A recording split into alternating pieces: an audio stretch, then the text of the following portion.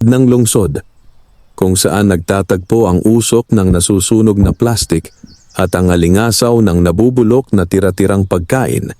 Naroon ang bungirong basurero, isang malawak na lupain ng itinapon ng mundo. Dito, sa pagitan ng mga bundok ng sirang gamit at kalat na alaala ng ibang tao, namuhay si Mateo Salazar, isang lalaking halos hindi napapansin ng lipunan. Araw-araw, bago pa sumikat ang araw, kumigising si Mateo sa loob ng isang barong-barong na yari sa yero, karton at kahoy na pinulot lamang din sa basurahan. Ang bubong ay may mga butas na tinatakpan niya ng plastik tuwing umuulan, at ang sahig ay lupa na pinapantay niya ng mga patag na karton. Wala siyang relo, ngunit kabisado niya ang oras sa galaw ng hangin at liwanag ng kalangitan. Hindi palaging ganito ang buhay ni Mateo. Ngunit iyon ay isang kwento na matagal nang inilibing sa ilalim ng mga taon ng kahirapan. Sa bungirong basurero, ang bawat araw ay pakikipaglaban, hindi lamang sa gutom, kundi sa pag-iral. Ang mga taong naroon ay tila mga aninong gumagalaw, may kanya-kanyang pasan na problema, pangarap, at pag-asang unti-unting napupunit. Ngunit si Mateo ay naiiba. Tahimik siya, mapagmasid, at may kakaibang disiplina sa kabila ng kanyang kalagayan. Habang ang iba ay nag-aagawan sa mga bagong itinapong basura, maingat si Mateo sa pagpili. Hindi siya basta kumukuha ng kahit ano. Hinahanap niya ang may halaga, hindi lang sa pera, kundi sa gamit. Lumang bakal, sirang makina, elektronikong itinapon dahil lamang sa maliit na sira. May alam si Mateo sa mga ganitong bagay, kahit hindi niya kailanman napag-aralan sa paaralan. Sayang to. Madalas niyang sambitin sa sarili habang pinupulot ang isang sirang radyo o ventilador. Kaunting ayos lang. Sa loob ng kanyang barong-barong, may maliit siyang espasyo na tinatawag niyang mesa. Isang lumang pinto na tinukuran ng hollow block. Dito niya inaayos ang mga napupulot. Gamit ang kalawangin na distornilyador at kutsilyong halos wala ng talim, pinagbubuti niyang buhayin muli ang mga bagay na itinapon na ng iba. May mga araw na wala siyang makain. May mga gabing ang sikmura niya ay sumasakit sa gutom. Ngunit kahit kailan, hindi siya nagnakaw. Hindi siya nanloko. Hindi siya nanlamang. Sa mundo ng basura, pinili pa rin niyang manatiling tao. Isang umaga, habang ang araw ay unti-unting sumusungaw sa likod ng mga gusali, may dumating na truck ng basura. Mas malaki kaysa karaniwan. Ang ingay ng makina nito ay tila hudyat ng panibagong laban. Nagdatingan ng mga tao, bitbit ang kani-kanilang sako at kariton. Tahimik na pumwesto si Mateo sa gilid. Nang magsimulang ibuhos ang laman ng truck, may isang bagay na agad niyang napansin. Isang lumang metal na kahon. May gasgas at kalawang, ngunit kakaiba ang anyo. Hindi ito karaniwang gamit. May simbolo itong hindi niya agad mawari at tila mas mabigat kaysa sa inaakala. Nilapitan niya ito. Habang ang iba ay abala sa pagkuha ng plastik at bote, maingat na binuhat ni Mateo ang kahon. Mabigat, oo, ngunit buo pa. May kandado ito, ngunit kalawangin na rin. Hindi niya alam kung bakit, ngunit may kakaibang pakiramdam siyang naramdaman. Parang may tinatawag sa kanya. Dinala niya ito sa kanyang barong-barong. Sa buong araw na iyon, hindi niya ginalaw ang kahon. Tila may paggalang siyang nararamdaman dito, o marahil ay pag-iingat. Hanggang sa dumilim ang paligid at tahimik na ang bungirong basurero, sa kanya ito binuksan gamit ang pihit ng distornilyador. Sa loob, wala siyang ginto, walang pera. Sa halip, may mga lumang dokumento, ilang sirang kagamitan, at isang makapal na notebook na puno ng sulat kamay. Hindi agad niya naintindihan ang laman. Ngunit alam niyang mahalaga ito. Kinabukasan, dinala niya ang ilan sa mga dokumento sa isang matandang lalaki sa gilid ng komunidad. Isang dating guro na napadpad din sa basurero matapos ang sunod-sunod na kamalasan sa buhay. Sa mahinang boses, ipinaliwanag ni Mateo ang kanyang nakita. Napahinto ang matanda sa pagbasa. Alam mo ba kung ano to? Tanong nito. May bahid ng pagtataka. Umiling si Mateo. Mga disenyo ito, sagot ng matanda. Mga ideya, hindi pangkaraniwan. Kung tama ang hinala ko, ang mga to ay maaaring magbago ng buhay ng isang taong marunong umunawa. Tahimik si Mateo. Hindi siya agad umasa. Sanay na siya sa pagkadismaya. Ngunit sa unang pagkakataon matapos ang maraming taon, may munting apoy na muling nagliyab sa loob niya. Isang pag-asa matagal nang natabunan ng alikabok at basura. Sa bungirong basurero, kung saan ang lahat ay tila patungo sa wakas, nagsimula ang isang kwento ng pag-angat. Hindi pa niya alam kung paano. Hindi pa niya alam kung kailan. Ngunit ang unang hakbang ay nagawa na niya. At iyon ay ang maniwala na may halaga pa rin siya kahit sa lugar na itinapon na ng mundo. Sa loob ng barong-barong, katabi ng kanyang banig, naroon ang metal na kahon, bukas na ngayon, at nakalatag ang mga dokumento at kagamitan na tila ba naghihintay lamang na maunawaan. Ang ilaw mula sa maliit na gasera ay sumasayaw sa mga pahina ng notebook. Nagpapakita ng mga guhit, sukat at sulat kamay na hindi pangkaraniwan ang anyo, ngunit may malinaw na kaayusan. Isa-isang binalikan ni Mateo ang mga pahina. May mga diagram ng makina. Hindi niya pa nakikita kailanman ang ganitong uri ng disenyo. Simple sa unang tingin, ngunit habang sinusuri niya, napagtanto niyang pinag-isipan ang bawat linya. May mga anotasyon sa gilid, mga solusyon sa problema ng pagkasira, mga paraan para gawing mas matibay ang mga pyesa, at mga ideya kung paano muling buhayin ang mga bagay na itinatapon ng lipunan. Hindi ito basta imbensyon, isa itong sistema. Kinabukasan, muling bumisita si Mateo sa matandang guro, si Mang Ruben. Nakaupo ito sa ilalim ng isang lumang tolda. May hawak na salamin na maraming gasgas, ngunit maingat pa rin ginagamit sa pagbabasa. Hindi ako nagkamali, sabi ni Mang Ruben matapos ang mahabang katahimikan. Ang mga ito ay gawa ng isang henyo. Hindi sikat marahil o sadyang hindi pinansin ng mundo. Paano niyo nasabi? Tanong ni Mateo. Dahil sa paraan ng pag-iisip, sagot ng matanda. Hindi ito para sa mayayaman. Para ito sa mahihirap. Para sa mga walang access sa bago, pero may kakayahang umunawa at magsikap. Tahimik si Mateo. Hindi siya sanay na makarinig ng ganoong mga salita na tila ba tumutukoy sa kanya.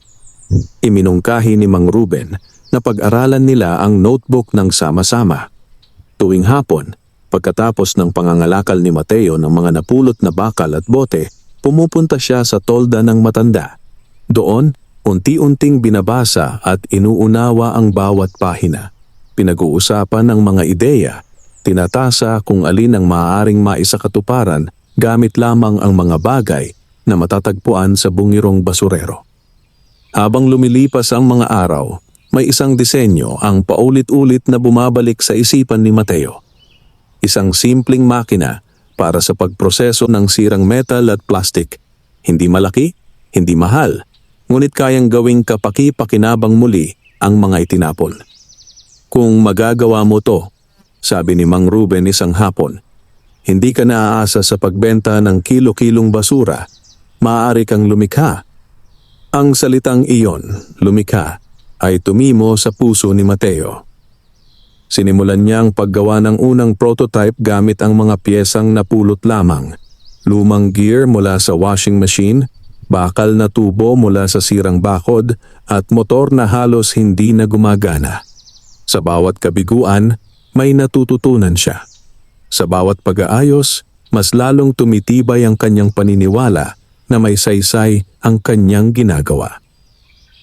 Hindi naging madali. May mga taong tumatawa sa kanya. May mga nagsasabing sayang ang oras niya. Ngunit hindi siya tumigil. Sa unang pagkakataon sa mahabang panahon, may direksyon ang kanyang mga araw. Isang gabi, matapos ang ilang linggong pagsubok, umandar ang makina. Hindi perpekto, maingay, mabagal. Ngunit gumagana. Nakatayo si Mateo sa harap nito, pawisan, nanginginig ang mga kamay. Hindi dahil sa pagod, kundi dahil sa tuwa. Sa maliit na espasyong iyon sa gitna ng bungirong basurero, may nabuo siyang bagay na hindi lamang gamit, kundi simbolo ng kanyang kakayahan. Mula sa gabing iyon, nagbago ang tingin niya sa sarili. Hindi na lamang siya lalaki sa bungirong basurero. Isa na siyang taong may layunin. At kahit hindi pa niya alam kung saan siya dadalhin ng landas na ito, malinaw sa kanya ang isang bagay. Ang kahon na minsang itinapon ay nagsilbing pintuan. Isang pintuang patungo sa buhay na hindi niya inakalang posible. Lumipas ang mga linggo at unti-unting kumalat ang balita sa loob ng bungirong basurero tungkol sa kakaibang makinang ginagawa ni Mateo. Hindi man ito agad pinansin ng lahat, may ilan na napahinto, tumingin at nagtanong. Sa lugar kung saan ang bawat galaw ay sinusukat sa halaga ng kilo at barya, ang ideya ng paggawa, hindi lamang pamumulot, ay bago at nakakagulat. Isang umaga, may isang lalaking lumapit kay Mateo. Si Lando, kilala sa komunidad bilang masipag ngunit maingat sa bawat hakbang. Matagal na rin itong namumulot ng bakal at plastik, ngunit tulad ni Mateo, naghahanap ng mas maayos na paraan upang mabuhay. Pwede bang makita kung paano gumagana? Tanong ni Lando, nakatingin sa makinang bahagyang natatakpan ng tarpaulin. Hindi agad sumagot si Mateo. Sanay siyang mag-isa at ang pagtitiwala ay hindi basta ibinibigay sa lugar na ito. Ngunit naalala niya ang sinabi ni Mang Ruben na ang kaalaman ay mas nagiging makabuluhan kapag ibinabahagi. Pwede, sagot niya sa huli. Ipinakita niya kung paano pinapasok ang sirang metal at plastic, kung paano ito dinudurog at inaayos sa mas pantay na anyo. Mas madali nang iproseso at ibenta. Hindi pa ito produkto sa karaniwang kahulugan, ngunit mas mataas na ang halaga nito kumpara sa hilaw na basura. Mas mataas ang bayad dito, sabi ni Mateo. Hindi kilo ang tinitingnan nila, kundi kalidad. Sa unang pagkakataon, may umilaw sa mata ni Lando. Hindi nagtagal, may ilan pang sumubok. Hindi lahat ay nagtiwala, ngunit sapat ang iilan upang magsimula ang pagbabago.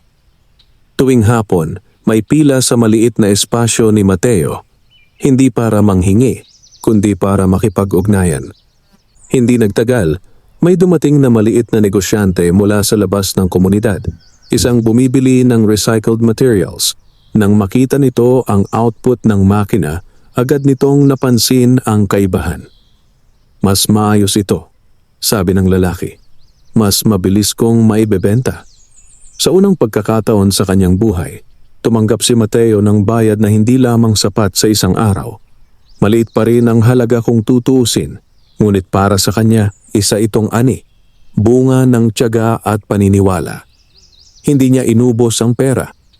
Sa halip, bumili siya ng mas maayos na kagamitan, bagong distornilyador, mas matibay na pliers, at ilang piyesang makatutulong sa pagpapahusay ng makina.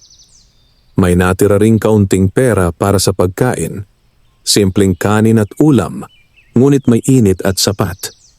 Habang lumalakas ang makina, lumalakas din ang loob ni Mateo. Naging mas organisado ang kanyang araw. May oras para sa trabaho, oras para sa pag-aaral kasama si Mang Ruben, at oras para sa pahinga, isang bagay na matagal na niyang nakalimutan. Ngunit hindi lahat ay natuwa. May mga taong nakaramdam ng inggit. May mga bumubulong na baka pansamantala lamang ito. May ilan na tahimik na nagmamasid, naghihintay ng pagkakataon na magkamali siya. Isang gabi, habang inaayos ni Mateo ang makina, napansin niyang may isang bahagi ang bahagyang nasira. Hindi dahil sa gamit, kundi dahil sa maling pagkakabit. May humawak dito nang hindi niya alam. Hindi siya nagalit. Sa halip, Hinayos niya ito at pinatibay pa ang disenyo. Hindi sapat ang galing, bulong niya sa sarili. Kailangan din ng tibay. Sa bawat pagsubok, mas nagiging malinaw sa kanya ang direksyon ng kanyang buhay. Ang bungirong basurero, na minsang naging simbolo ng kawalan, ay unti-unting nagiging lugar ng simula, hindi lamang para sa kanya, kundi para sa iba rin. At sa likod ng lahat ng ito, nananatiling lihim ang kahon at ang notebook, mga gabay na patuloy niyang binabalikan, mga paalalang ang yaman ay hindi agad dumarating, ngunit unti-unting hinuhubog sa araw-araw na paggawa. Habang patuloy na lumalawak ang paggamit ng makina ni Mateo, unti-unti ring nagbabago ang daloy ng buhay sa bungirong basurero. Ang dating tahimik at hiwa-hiwalay na pamumuhay ay napalitan ng maingat na pagkilos. May mga taong nagtatanong, may mga natututo, at may mga umaasang makasabay sa pagbabago. Ngunit kasabay ng pag-usbong ay ang unang seryosong pagsubok. Isang hapon, dumating ang dalawang lalaki na hindi taga-roong komunidad. Maayos ang pananamit, bagamat simple, at malinaw na hindi sanay sa amoy at ingay ng basurero.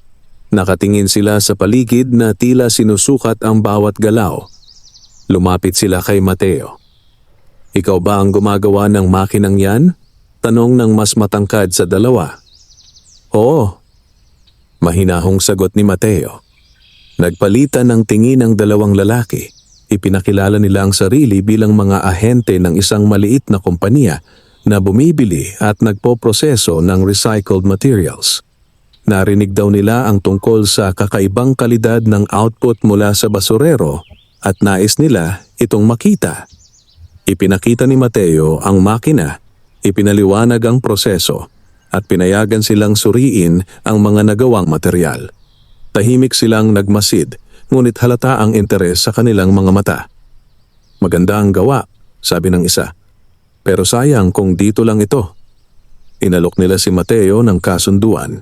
Ilipat ang makina sa labas ng bungirong basurero sa isang maliit na bodega na kanila raw pauupahan. Bibigyan siya ng regular na sahod kapalit ng eksklusibong paggamit ng disenyo. Hindi agad sumagot si Mateo.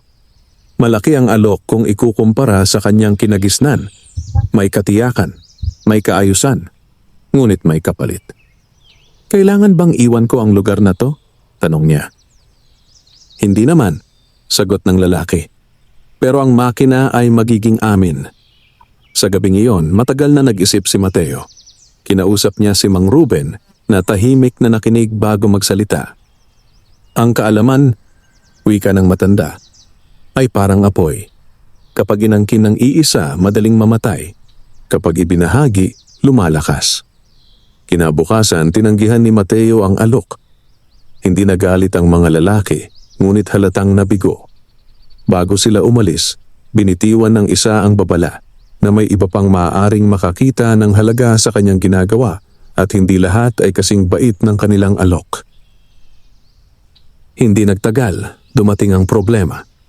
Isang gabi, habang mahimbing ang tulog ng komunidad, may nasunog na bahagi ng barong-barong ni Mateo. Hindi tuluyang natupok ang makina, ngunit nasira ang ilang piyesa at natupok ang ilan sa mga dokumento, mga pahinang hindi na muling mababasa. Sa liwanag ng umaga, nakatayo si Mateo sa harap ng nasira niyang mundo. Hindi siya umiyak, hindi siya sumigaw. Tahimik lamang niyang tiningnan ang abo at mga sirang bakal. Lumapit si Lando, kasunod ang ilan pang taga-komunidad. "Tutulungan ka namin," sabi nito. Isa-isa silang nagambag, kahoy, yero, piyesa at oras. Sa unang pagkakataon, ang bungirong basurero ay naging lugar ng pagtutulungan, hindi kompetisyon.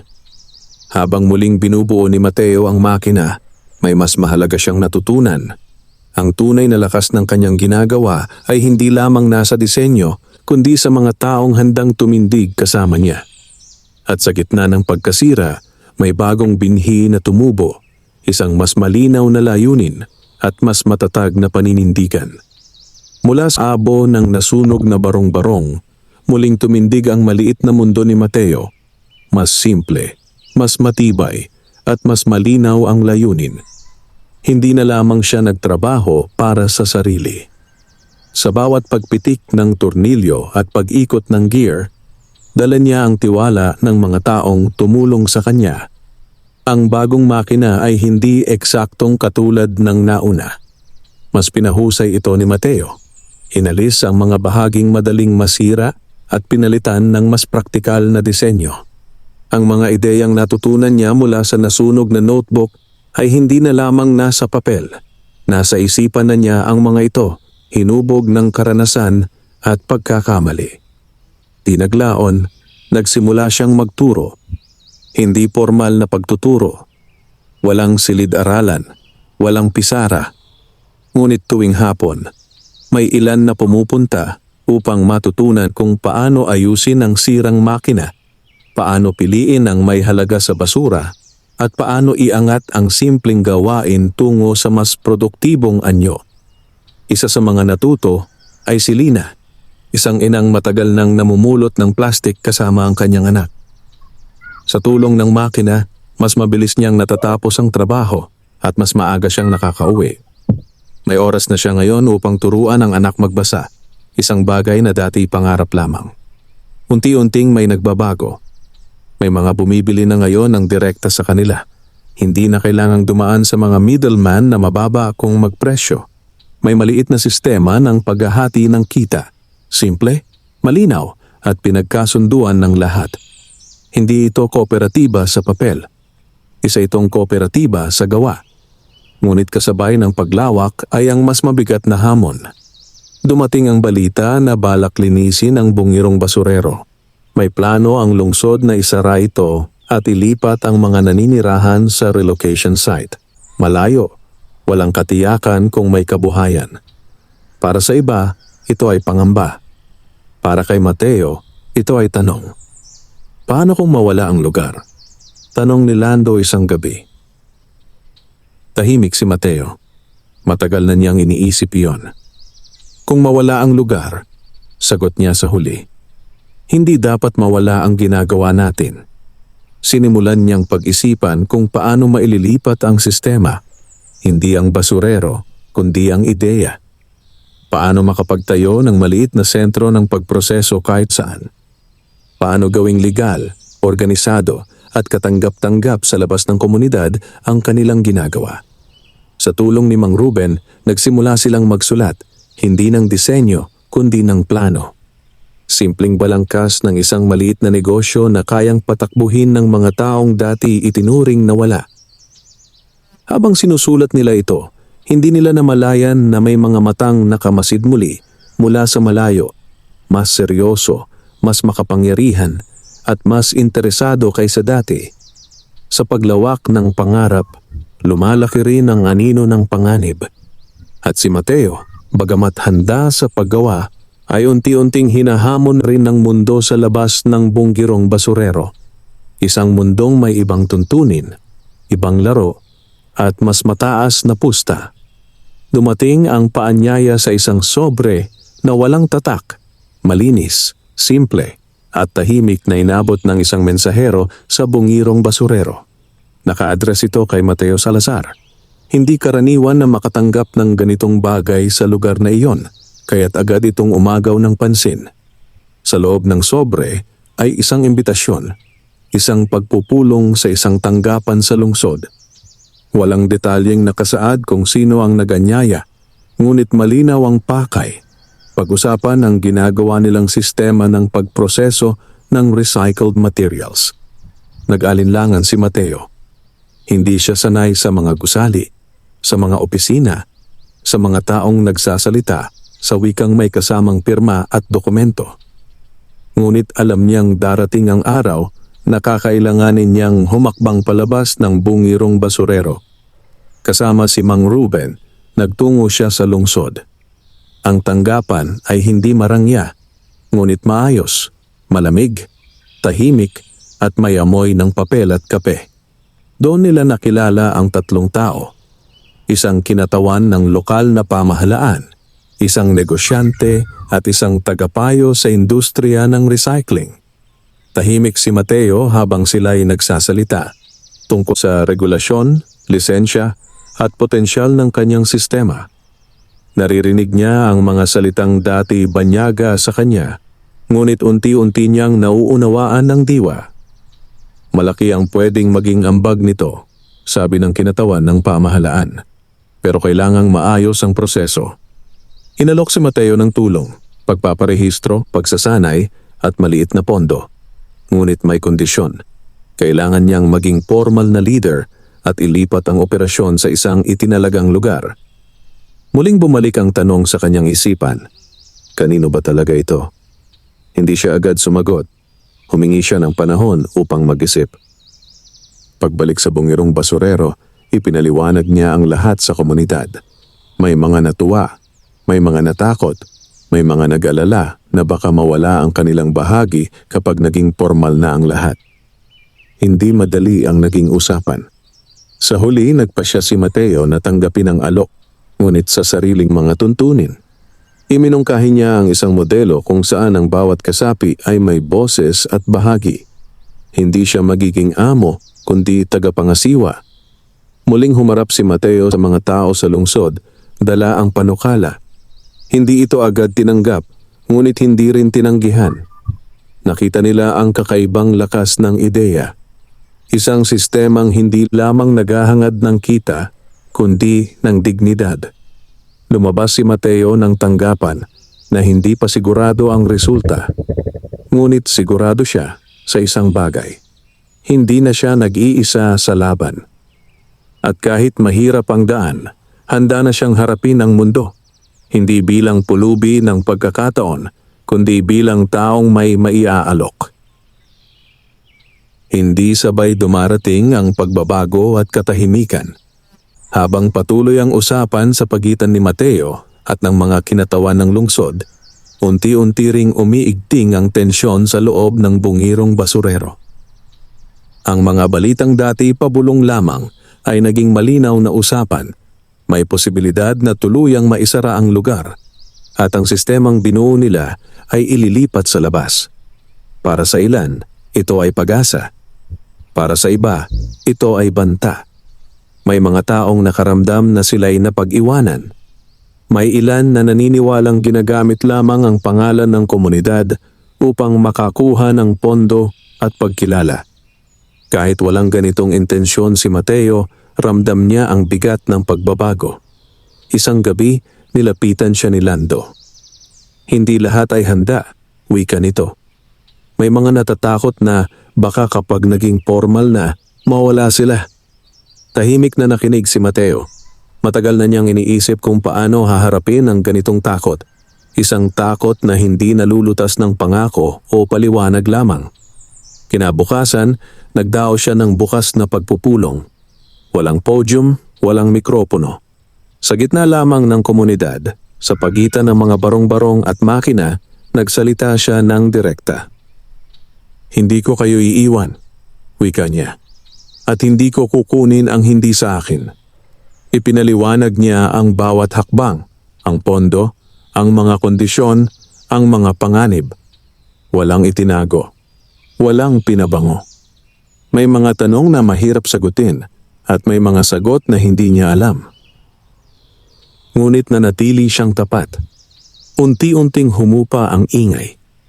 Hindi lahat ay kumbinsido, ngunit sapat ang mga handang sumubok. Samantala, dumating ang unang pondo. Hindi ito malaki, ngunit sapat upang makapagsimula ng formal na operasyon. Nag-upa sila ng maliit na lote malapit sa lungsod, hindi na basurero, ngunit hindi rin malayo sa komunidad. Doon, itinayo ang unang sentro. Hindi ito perpekto, may mga kakulangan, may mga araw na halos walang kita. Ngunit may estruktura na ngayon, may schedule, may talaan, at may pananagutan.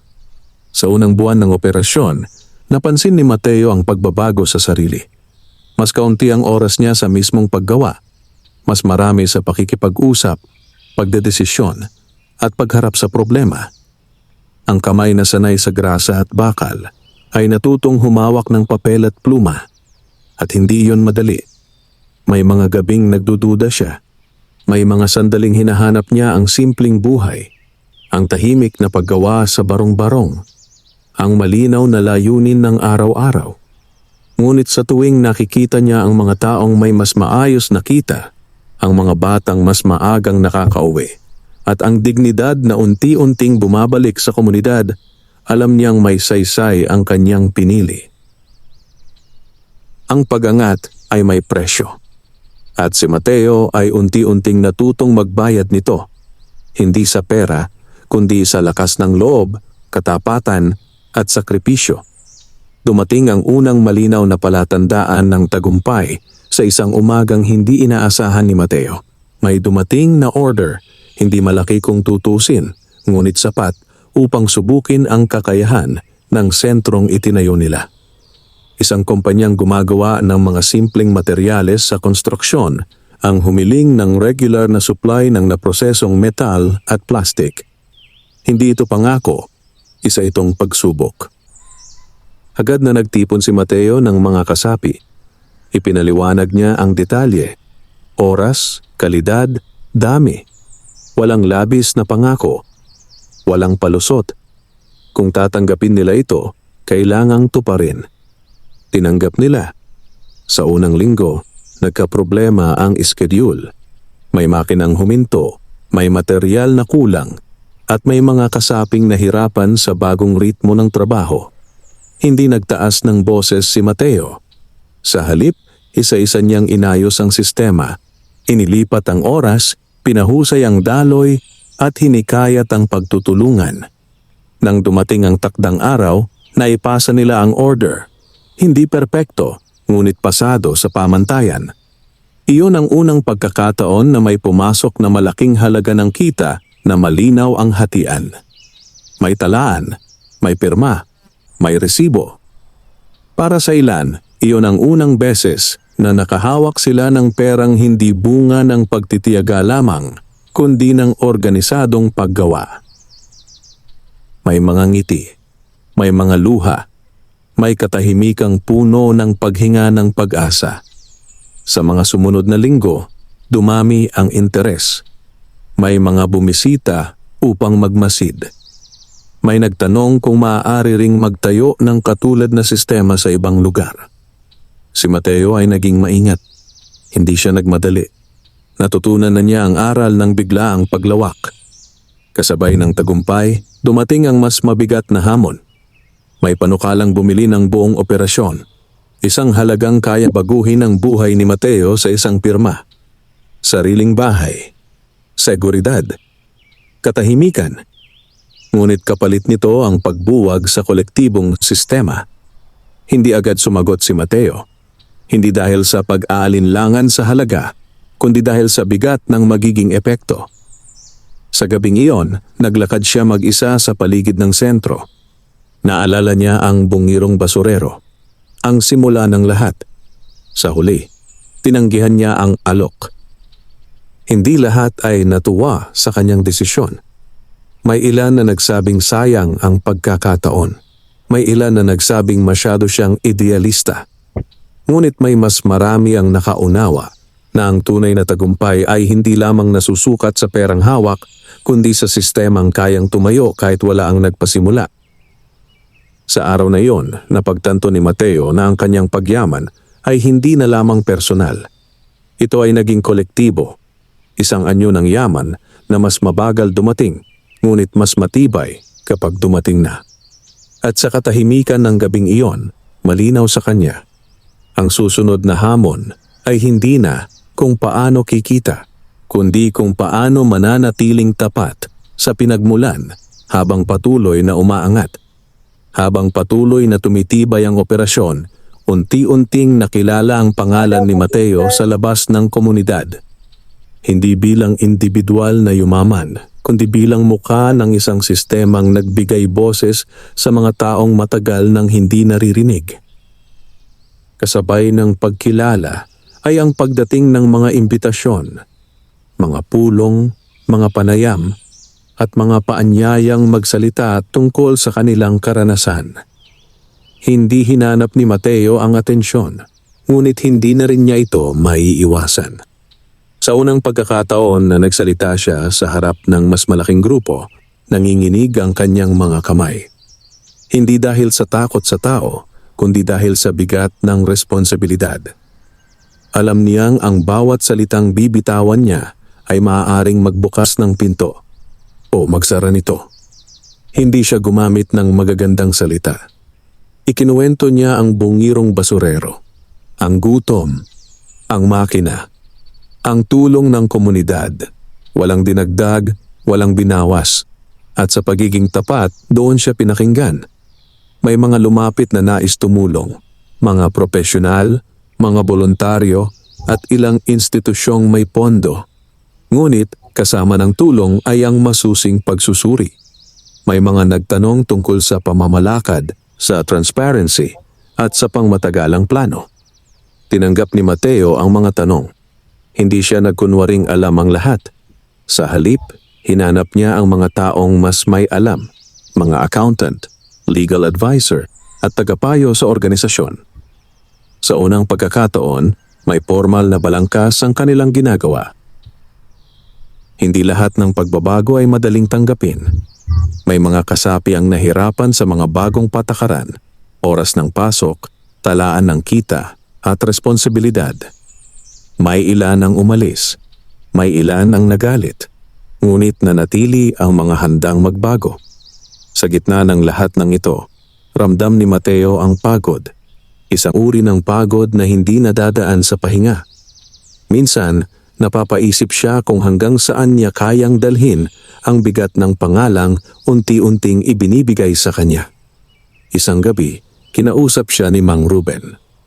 Ang pangalan, wika ng matanda, ay parang anino. Hindi mo ito hawak pero sinusundan ka nito. Hindi layunin ni Mateo na maging simbolo. Ngunit nauunawaan niyang may mga panahong ang isang tao ay kailangang tumayo, hindi para sa sarili, kundi para sa iba. Sa pagtatapos ng taon, malinaw ang resulta. Mas marami na ang may regular na kita, mas maayos ang daloy ng trabaho, at higit sa lahat, may dignidad na bumalik sa mga taong dati tinatawag lamang na tagapulot ng basura. Hindi pa siya mayaman sa sukatan ng mundo. Ngunit sa sukatan ng pagbabago, malayo na ang narating niya. At sa harap ng mga bagong pagkakataon, alam ni Mateo na ang huling hakbang ay hindi ang pagkuha ng higit pa, kundi ang pagtiyak na ang kanyang ginawa ay mananatili kahit siya ay lumisan. Dumating ang araw na hindi na kailangan ni Mateo ang araw-araw na presensya sa sentro. Hindi ito biglaan. Unti-unti niyang inihanda ang sarili at ang iba sa posibilidad na ang sistemang kanilang binuo ay tumayo nang hindi umaasa sa kanya. May mga bagong leader na umusbong mula sa loob ng komunidad. Mga taong dati tahimik lamang, ngayon ay marunong nang magdesisyon, makinig at managot. Sa bawat pagpupulong, mas kaunti ang sinasabi ni Mateo at mas marami ang pinakikinggan. Hindi iyon tanda ng pag-atras. Isa iyon sa pinakamahirap na anyo ng pag-angat. Isang umaga, bumisita si Mateo sa bungirong basurero, ang lugar kung saan nagsimula ang lahat. Hindi na ito tulad ng dati. May mga bahagi ng bakante, may mga barong-barong na wala na. Ngunit nariyan pa rin ang bakas ng mga araw na hinubog ang kanyang pagkatao. Tumayo siya roon, tahimik. Wala siyang dala, walang kahon, walang notebook. Ang lahat ng mahahalagang aral ay matagal nang nasa kanya. Sa mga sumunod na buwan, tuluyan nang nailipat ang operasyon sa mas maayos na pasilidad. May malinaw na pamunuan, may mga kasunduan na nakabatay sa patas na hatian. At higit sa lahat, may paniniwala na ang sistemang binuo ay hindi para sa iilan, kundi para sa marami. May mga taong nagtanong kung bakit hindi siya kumuha ng mas malaking bahagi, kung bakit hindi niya ginamit ang pangalan upang yumaman ng higit pa. Ngumiti lamang si Mateo. Hindi lahat ng yaman, sagot niya minsan, ay dinadala. Sa huling pulong na dinaluhan niya bilang tagapangasiwa, Hindi siya nagbigay ng mahabang talumpati. Nagpasalamat siya. Ipinasa ang responsibilidad at tahimik na tumabi. Habang papalayo siya, walang palakpakan, walang seremonya, ngunit may mga matang puno ng pag-unawa at sapat na iyon. Sa paglipas ng panahon, ang sentrong kanilang itinayo ay naging huwaran. May mga lugar na sumunod. May mga sistemang ginaya at inangkop. Hindi laging perpekto, ngunit totoo sa layunin. At si Mateo? Namuhay siya ng simple. May maliit na tahanan. May sapat na kita. May oras upang mag-isip, magayos ng gamit, at magturo kung kinakailangan. Hindi siya nawala, ngunit hindi na rin siya nasa unahan. Sa huli, malinaw ang kanyang natutunan. Ang tunay na pagyaman ay hindi ang pag-alis sa pinagmulan, kundi ang kakayahang iangat ang iba nang hindi iniiwan ang sarili. At ang pinakamalaking kayamanang may iwan ng isang tao ay hindi pera o pangalan, kundi isang sistemang nagpapatuloy kahit wala na siya sa gitna nito. Wakas,